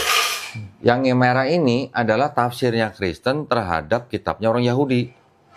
Nah, gitu. ya kan? Ini kan untuk perjanjian lama. Iya, perjanjian lama. Sedangkan kita tahu perjanjian lama kan bukan punya orang Kristen. Iya. Perjanjian lama kan punya orang Yahudi. Iya. Tapi orang Kristen ini menafsirkan kitab sucinya orang Yahudi menggunakan kacamata Kristen. Pakai kacamata Kristen gitu. Iya. Kalau yang ini memang kitab Kristen ya monggo, itu adalah memang haknya mereka, Kristen gitu. Tapi ketika mereka menafsirkan kitab Yahudi menggunakan kacamata Kristen, ya jatuhnya seperti ini. Kita jangan sama seperti Kristen yang menafsirkan kitab orang dengan kacamata mereka. Kita juga nggak boleh menafsirkan kitab suci orang dengan kacamata kita. Iya. Gitu ya. Karena kan Quran, kita udah punya Quran nih. Quran yang berhak menafsirkan Quran siapa? Ya ulama Islam. Iya. Tanah kitab sucinya orang Yahudi. Yang berhak menafsirkan siapa? Ya ulama orang Yahudi. Iya. Begitu juga dengan Kristen. Tapi Kristen kan separuh nih. Iya. Yang separuhnya punya Yahudi nih. Iya. Kalau mereka punya hak untuk menafsirkan PB, betul. Tapi untuk menafsirkan tanah, kan mereka harusnya nggak boleh. Nggak boleh. Gitu. Nggak boleh menggunakan kacamata Kristen karena ada yang lebih berhak, lebih otoritas. Gitu. Iya. Bedanya di situ. Ya. Ini supaya kita jangan membabi buta. Oh iya. Maksudnya kita bilang Kristen salah menafsirkan PL misalnya. Tapi kita juga klaim di kitabnya orang Yahudi ada nubuat buat Nabi Muhammad SAW. Contoh begitu. Nah kalau kita klaim juga begitu, terus apa bedanya kita sama Kristen? Iya. Sama aja kan? Sama aja. Gitu. Kecuali kalau benar-benar di kitabnya orang Yahudi tertulis nama Muhammad gitu. Ada kata-kata Muhammadim atau Mahamadim di Kidung Agung 5:16. Tapi kan itu apa ya? Kalau kita ganti dengan kata Muhammad terus diterjemahkan satu kalimat kan jadi beda artinya. Paham kan? Iya. Sedangkan di Quran nanti ya setelah belajarin lagi, di Quran juga ada di Quran surat Al-A'raf ayat 157. Mereka beriman kepada Nabi yang ummi. Nabi siapa? Nabi Muhammad SAW. Nabi yang ummi. Yang namanya tertulis di dalam Taurat dan Injil. Namanya tertulis. Jadi di kitabnya orang Yahudi tertulis nggak nama Nabi Muhammad SAW? Enggak kan? Di kitabnya orang Kristen tertulis nggak? Enggak juga. Berarti apakah kitabnya orang Yahudi itu Taurat yang dimaksud Quran? Kalau di situ nggak ada namanya? Berarti kan bukan. Begitu juga kitab Kristen, apakah ada nama Nabi Muhammad di situ? Tidak ada. Berarti itu juga bukan Injil yang dimaksud Quran. Oh. Gitu. Ya kita nggak usah ngoyo. Buat apa kita ngoyo? Di situ ada nubuat untuk Nabi Muhammad SAW. Lawang itu bukan Taurat dan Injil yang dimaksud Quran gitu. Taurat dan Injil itu kan wahyu yang diturunkan kepada Nabi Musa alaihissalam dan Nabi Isa alaihissalam untuk siapa? Untuk Bani Israel pada zaman itu. Dan kitab Tanakh, kitab PB kan 4 gospel, kan Tanakh bukan ditulis oleh Nabi Musa, gospel bukan ditulis oleh Yesus. Lah bagaimana mau disebut itu Taurat dan Injil yang dimaksud Quran? Gitu. Bukan berarti. Jadi kita jangan buru-buru. Iya. Ya paham ya. Ya kalau kita klaim ini pasti buat Nabi Muhammad SAW di Tanakh. Ini pasti buat Nabi Muhammad di PB misalnya. Apa bedanya kita sama Kristen yang menafsirkan kitab Tanakh? Iya, betul. Tapi kalau mau bicara indikasi, masih boleh. Indikasi aja. Kita indikasi itu maksudnya hanya dalam bertanya-tanya gitu. Ya, sampai istilahnya dia nggak usah jawab. Bisa, contohnya apa? Parakletos di PB. Mereka klaim kan itu untuk Roh Kudus. Tapi kan bertentangan dengan ayat-ayat mereka sendiri masih di dalam sama-sama Yohanes lagi. Iya. Pertentangannya apa? Yang mau datang itu katanya Roh Kudus. Tapi Yesus bilang sebelum aku pergi, Roh Kudus itu tidak akan datang atau penolong itu tidak akan datang. Dan sebelum Yesus pergi, Yesus sudah mengembusi Roh Kudus kepada murid-muridnya. Nah, ya juga kan? Ya kan? Padahal ada ayat yang bilang penolong itu tidak akan datang kalau aku tidak pergi. Iya. Nah, Bahkan ada yang satu ayat bilang si Paulus nanya sama orang yang udah dibaptis kan, sudahkah kamu mengenal Roh Kudus? Dia bilang kami bahkan nggak pernah mengenal Roh Kudus. Terus ditanya siapa yang membaptis kalian? Yohanes Pembaptis. Ya berarti Yohanes Pembaptis juga nggak kenal Roh Kudus. Ya kan? iya, jadi kalau yang contoh nih ya, contoh. Kita bukan mau klaim, kita cuma nanya aja. Di Yohanes 16 ayat 13. Kan dikatakan, roh kebenaran itu nanti akan mengajarkan kepada kamu segala sesuatu yang belum diajarkan. Dia, itu dengan bahasa Inggris nih. Ini bahasa Inggrisnya malah lebih jelas nih. Nih supaya, karena kan kalau dalam bahasa Indonesia, kalau kata dia kan kita nggak tahu nih laki-laki atau perempuan. Iya. Betul kan? Kalau bahasa Inggris kan jelas. He atau she, gitu kan? Kalau he berarti laki-laki, she perempuan. Oh di Inggris bilangnya he ya? Oh kalau he berarti merujuk ke laki-laki dong. Nih kalau handphonenya bisa dibuka kan enak bacanya Erik ya? How about when he, the spirit of truth is come. Lu hitung satu he. Ini kan ada satu he nih. Lu hitung satu gitu. Satu. The spirit of truth is come. He berarti berapa? Dua. Will guide you into all truth, ya kan? For he. Tiga, ya kan? Shall not speak of himself. 4 berarti. Ya, oh yang 4. But whatsoever he 5 lagi. shall hear, that shall he 6 speak, and he 7 will show you things to come. Iya. Sekarang kalau mereka orang Kristen bilang ini Roh Kudus, masa Roh Kudus nggak bisa berkata-kata dari dirinya sendiri? Itu maksudnya. Ini kan nggak bisa berkata-kata dari dirinya sendiri. For he shall not speak of himself. Iya. But whatsoever he shall hear. Iya. Ya kan? Kita pakai terjemahan bahasa Indonesia. Tetapi apabila ia datang, yaitu Roh kebenaran, ia akan memimpin kamu ke dalam seluruh kebenaran. Sebab ia tidak akan berkata-kata dari dirinya sendiri, tetapi segala sesuatu yang didengarnya. Kalau orang mengajarkan sesuatu tidak dari dirinya sendiri, tapi dari yang dia dengar, itu ciri-ciri Nabi atau bukan? Gitu. Nabi itu. Nah, udah. Ya, kita nggak klaim. Iya. Saya nggak klaim ini buat Nabi Muhammad SAW. Nggak klaim. Cuma pengen nanya, ini Roh Kudus apa bukan? Oh iya. Kalau Roh Kudus, masa Tuhan nggak bisa berkata-kata dari dirinya sendiri? Gitu. Itu maksudnya. Lagi pula kalau misalkan itu buat Roh Kudus, ya ganti aja katanya di Roh Kudus. Iya, kenapa Roh kebenaran?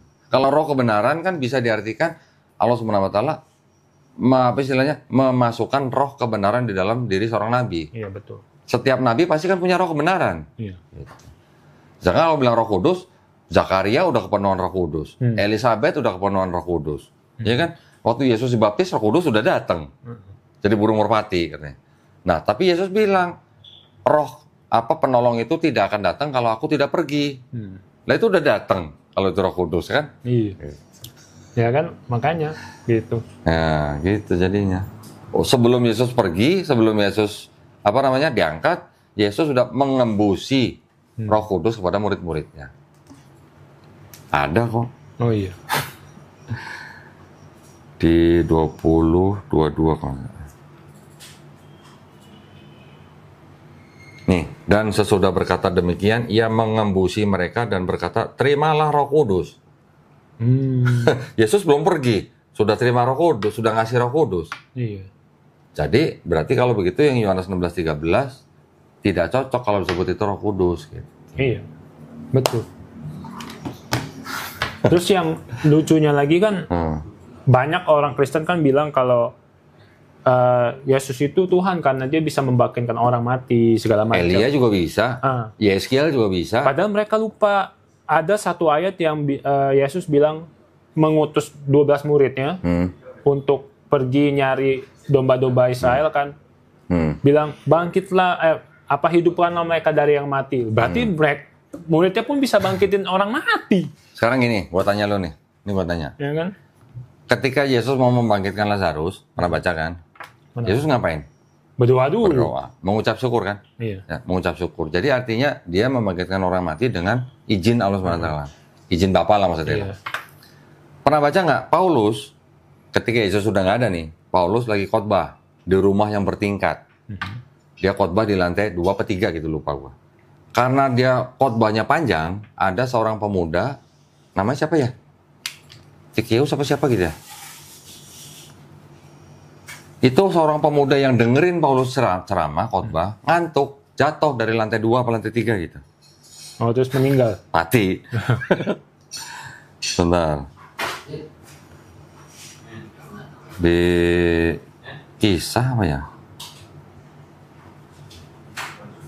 Ada ceritanya. Nah, di situ kan orang-orang pada turun. Iya. Lihat orang itu anak muda udah mati. Paulus ngedekep.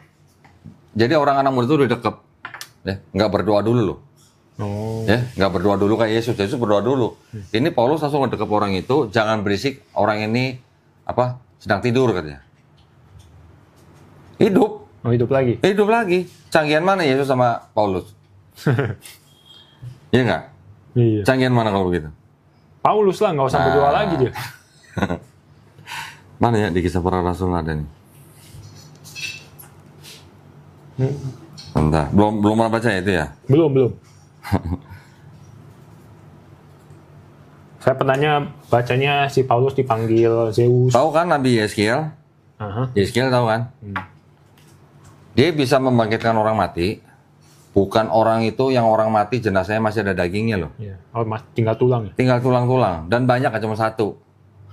Ya, jangan sedih dong. Ini udah tulang-tulang. Disentuh sama si Yeskiel ini. Dari tulang-tulang itu tumbuh daging, tumbuh urat. Hidup lagi. Bisa perang lagi. Wah. Canggihan mana sama Yesus? Ya, makanya. Gimana dong? Ya, jadi kalau cuman punya standar bahwa Yesus itu Tuhan karena Yesus bisa membangkitkan orang mati, standarnya terlalu rendah gitu. Iya. Masih banyak yang lain yang lebih hebat daripada Yesus membangkitkan orang mati. Malah nggak cuma satu. Iya. Nanti ada lagi apa? Yang karena Yesus itu Tuhan karena Yesus sebut anak Allah. Iya. Ya kan? Nah, Adam juga anak Allah. Iya. Israel juga anak Allah. Efraim malah putra sulung. Iya. Gitu. Jadi gimana? Standarnya belum canggih gitu loh. Lupa gua yang di mana tuh. Pokoknya Paulus juga bisa membangkitkan anak muda yang mati jatuh dari loteng. Nggak berdoa dulu langsung dekep langsung hidup. Gitu. Langsung hidup. Ya, makanya kayaknya nggak cocok lah menurut saya. Nggak masuk akal aja. Gitu. Tapi gini. Mau bagaimanapun, saudara-saudara kita yang Kristen tetap mau menyembah Yesus sebagai Tuhan. Ya nggak apa-apa juga. Nggak apa-apa, kita nggak boleh protes. Iya. Kita nggak boleh protes, orang dia dilindungin kok, mereka dilindungi sama undang-undang negara kok. Kita nggak boleh protes. Cuman jangan ngajak-ngajakin orang masuk agama mereka gitu. Kalau mereka tidak ngajak-ngajak orang di luar Kristen masuk agama mereka, gua mungkin nggak perlu channel begini. Bener. Bang Zuma juga mungkin nggak perlu debat sama orang Kristen. Betul. Iya. Betul. Itu kita melakukan itu karena orang-orang Kristen itu juga melakukan tindakan yang melanggar peraturan pemerintah. Mereka mengajak orang di luar Kristen masuk agama mereka. Gitu. Iya. Buktinya kan banyak. Banyak buktinya. Iya. Banyak. Tapi alhamdulillah nih, udah Buddha, Cina, belajar Kristologi, nyasarnya ke Islam. Tapi emang ya dari situ sih, dari dari sains itu yang ya jalan orang dapat hidayah kan beda-beda. Beda-beda. Ya kan. Kalau saya ya murni dari sainsnya, karena menurut saya kalau Nabi Muhammad bukan utusan, itu dia tahu dari mana, udah gitu doang. Udah gitu doang. Ada yang bilang dari alien katanya. Dari ketinggian imajinasinya gitu. Imajinasinya terlalu tinggi. Loh, sekarang kalau ya tadi pertanyaan Ricky kan, tahu dari mana Nabi Muhammad SAW? Orang masih bisa ngomong ini. Tapi banyak orang-orang pinter di luar Islam, ilmuwan, berani menyatakan bahwa itu tidak mungkin karangan Nabi Muhammad SAW. Iya, banyak kok. Banyak. Satu yang saya baca namanya Profesor Kit Elmore, ahli embriologi. Bukunya dipakai di seluruh universitas yang belajar tentang embriologi. Dia sampai datang ke Amerika bikin konferensi pers. Gak mungkin Qurani karangan Nabi Muhammad SAW. Kenapa? Karena Profesor Kit Elmore bikin buku, menulis buku, bisa nulis begitu karena pakai mikroskop. Iya. Sedangkan Nabi Muhammad SAW nggak punya mikroskop. Pakai apa gitu, nggak ada mikroskop. Gitu. Itu dia. Simpel ya sebenarnya. Ya kan. Terus apalagi yang soal laut, ya Nabi Muhammad kan cuman mainnya di Arab doang. Nggak pernah ke Selat Gibraltar kan? di Spanyol. Makanya itulah. Itu sih yang bener. Big Bang. Ya Big Bang. Dari mana coba? Dari mana Nabi Muhammad SAW tahu ada dulu langit menyatu terus dipisahkan? Iya. Taunya baru 50 tahun yang lalu paling. Iya. Nah ternyata itu yang tentang NASA bilang bumi bulat itu ternyata bumi juga belum fix bulat. Gini, bukan belum fix. Bulat, tapi bukan apa? Bentuknya tuh enggak. Bulatnya bukan bulat sempurna. Bukan bulat sempurna. Bukan bulat sempurna, tapi seperti agak lonjong. Iya. Nah itu masih disembunyiin tuh sama NASA tuh. Sebenarnya cocok dengan Quran juga. Iya. Di Quran kayak bilang kalau di Quran kita baca bumi itu bentuknya seperti telur unta. Nah, jadi apa ya? Agak melonjong. Iya, agak melonjong. Ya NASA nyembunyiin. Kalau misalnya mungkin NASA kasih tahu, wah kayaknya satunya semua Islam. Insya Allah gitulah. Iya. Ya kita lihat aja nantilah. Apalagi yang lo pelajarin atau yang pernah lo diskusiin sama teman-teman Kristen? Ya paling banyak sih ya itulah paling mereka bilang kalau Yesus itu Tuhan karena Yesus klaim bilang Bapa sama saya itu satu. Yohanes 10:30. Ya. Kalau itu sih saya udah bisa jelasin tuh. Terus? Ya kan karena gini ya. Itu ibaratkan kayak visi misi. Betul. Ya kayak perusahaan kayak Bhinneka Tunggal Ika. Ya. Emang kalau Bhinneka Tunggal Ika bilang semuanya beda tapi tetap satu. Emang kita semua satu badan kan enggak? Ya, betul. Gitu ya kan. Terus ada lagi yang bilang Yesus itu Tuhan karena dia bilang nggak melalui saya nggak bisa ke Bapa. Yohanes 14:6. Ya. Itu kan, akulah jalan. Nih akulah jalan kebenaran dan hidup. Ya itu kan sebenarnya gimana ya? Sama aja kayak misalkan dari Indonesia mau ke Amerika. Ya pesawat itulah. Lu baca dulu deh ini yang kuning. Mitra like Jesus was penetrated as the way. Betul. Oh iya. Ini mah Mitra ini kan Hindu ya? Dewa Mitra. Dewa Mitra. Dewa Mitra dari Persia yang disembah sama bangsa Romawi. Oh iya. Lah Dewa Mitra juga disebut apa? The way, the truth, and the life. The light. Malah apa? The word, the son of God. Apa bedanya sama Yesus kalau begitu? Ya nggak beda sih. Nah, jadi itu hanya apa ya? Ya sebutan-sebutan untuk orang-orang yang percaya dengan sosok tertentu gitu. Buku apa lagi nih? Buku gua mah kecil-kecil, cuman pedes gitu. Nanti ini ada lagi. Ini Yang bisa jadi ini sisipan juga nih. Dia dimasukin. berarti yang di Bible sisipan atau yang ini sisipan? Di Bible. Nah, duluan mana mitra sama Yesus? Kan duluan mitra. Iya. Bangsa Romawi sudah menyembah dewa mitra 400 tahun sebelum ada Yesus. Mitra itu dewa matahari ya? Iya, dari Persia. Oh. Nah, foto dulu deh. Foto dulu. Wah, lu berarti kesini kulakan berarti lu. Nih, Nambah ilmu. tadi yang masalah Parakletos, Iya. yang di Yohanes 16:13, ini tafsir dari orang Kristen nih, Raymond E. Brown. Oke, Gospel and Epistle of John, a concise commentary. Jadi ini tafsirnya Raymond E. Brown terhadap Gospel Yohanes. Ya, ini tentang yang Parakletos nih. Di sini sebutnya apa? Apa nih? The expression. Common in the Dead Sea Scroll, but not in a divine sense. Ya, the Paraclete Spirit tuh. Not in divine sense maksudnya apa? Ya enggak Nggak ada sifat ilahinya. ada sifat ilahi ya. Kalau Roh Kudus dianggapnya ada sifat ilahi kan? Nah ini bilang tidak ada sifat Tidak ada ilahinya. sifat ilahi. Berarti apa? Tahu nggak Yesus juga disebut Parakleton? Oh iya. Hah? Pernah dengar nggak? Enggak.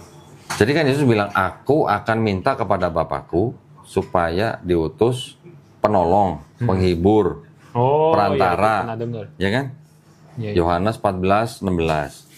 Sedangkan di 1 Yohanes 2 ayat 1, Yesus juga disebut Parakleton. Anak-anakku, hal-hal ini kutuliskan kepada kamu supaya kamu jangan berbuat dosa. Namun jika seorang berbuat dosa, kita mempunyai seorang apa? Pengantara. Ini Parakleton bahasa Yunaninya. Yaitu Pada Bapa, yaitu siapa? Yesus Kristus yang adil. Sekarang Yesus bilang, aku akan minta kepada Bapa untuk dikirim atau diutus Parakleton kan? Alon Parakleton, pakai bilangnya. Ini kan bilangnya kalau bahasa Indonesianya seorang penolong yang lain. Yang lain ini berarti apa? Yang sejenis apa yang nggak sejenis? Ya sejenis. Sejenis. Karena apa? Karena di sini pakai bahasa Yunaninya Alon Parakleton. Nih, Alon Parakleton. Kalau Parakleton ini artinya penghibur, penolong, pengantara, Yesus juga disebut Parakleton. Iya. Kalau Yesus bilang akan diutus Parakleton yang sama, Alon itu maksudnya sejenis. Lalu kalau bandingin BMW sama BMW, ya jangan BMW sama Bajaj gitu, nggak matching. Iya. Kalau beda jenis itu pakai heteros Parakleton. Tapi kalau Alon Parakleton berarti penolong, penghibur, perantara yang sejenis. Nah sekarang Yesus manusia bukan? Manusia. Yesus nabi bukan? Nabi. Jadi kalau Yesus disebut Parakleton karena dia manusia dan nabi, berarti yang akan datang itu juga manusia dan nabi. Nah pikir aja sendiri siapa gitu. Iya. Gimana? Iya. Nah sebenarnya apa ya?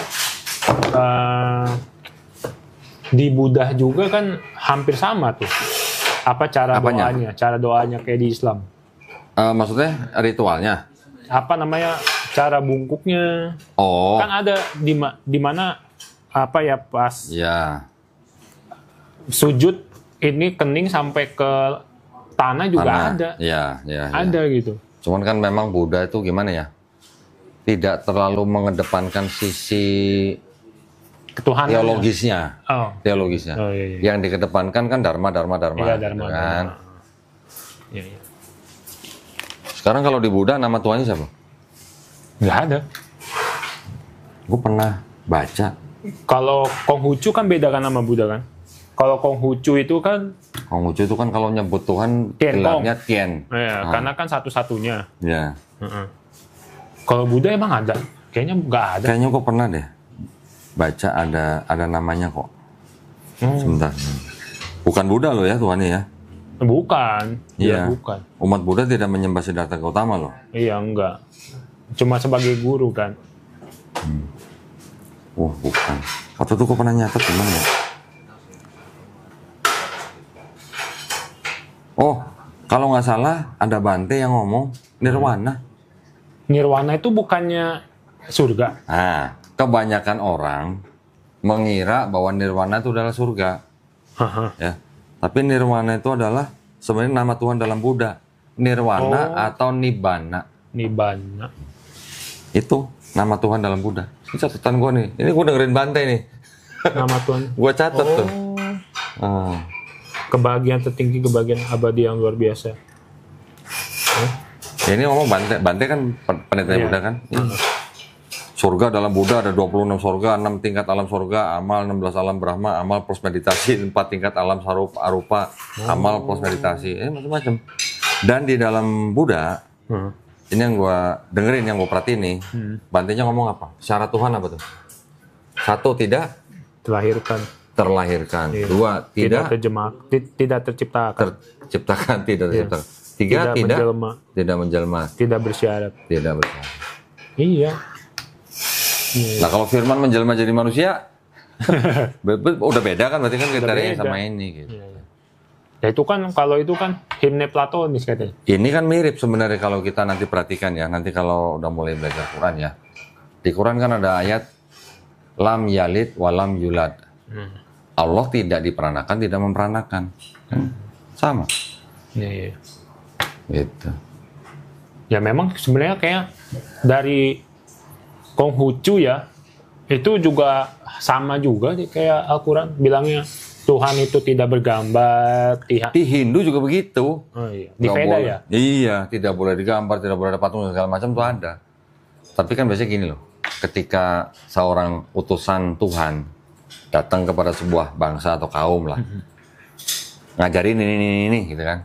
Ketika utusan ini udah mati, pengikut belakangannya, generasi pertama, generasi kedua, ini yang bisa merubah-rubah gitu. Iya betul. Saya dengerin juga itu debatnya Zakir Naik tentang Hindu, ya kan. Nah di India itu katanya nggak boleh baca Veda. Nggak semua orang boleh baca. Iya, nggak semua orang boleh baca karena ya gitu lah. Iya. Gitu. Keren. Jadi Banyak ini kristolog Buddha nih. Kristolog Buddha nyasar ke Islam ya. Oke, alhamdulillah. Ada lagi yang mau diceritain? Itu aja kayaknya. Itu aja, cukup ya. Alhamdulillah. Mudah-mudahan Ricky istiqomah ya. Amin. Ya, istiqomah, belajar pelan-pelan.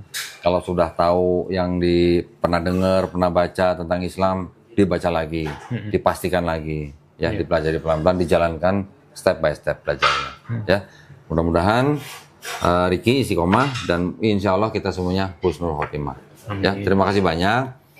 Jadi cukup panjang ngobrolannya, orang cuma sahadat ngobrolnya jadi panjang. Jadi podcast seperti ini. Ya, mudah-mudahan kita semuanya diridhoi Allah Subhanahu wa taala ya. Terima kasih banyak buat para pemirsa atas perhatiannya, buat para pemirsa juga yang ingin membantu perjuangan dakwah kami, dipersilakan untuk mengirimkan ke BSI dengan nomor 111 88 99 888 atas nama YPM Atawi Jakarta dan bisa konfirmasi ke nomor handphone 0813 9883 7007. Barakallahu fikum. Semoga partisipasi para pemirsa diterima di sisi Allah Subhanahu wa taala sebagai amal jariah ya. Amin ya rabbal alamin. Baik, kalau begitu kami pamit. Terima kasih ya Ricky ya. Terima kasih. Akhir kata wabillahi taufiq wal hidayah. Wassalamualaikum warahmatullahi wabarakatuh.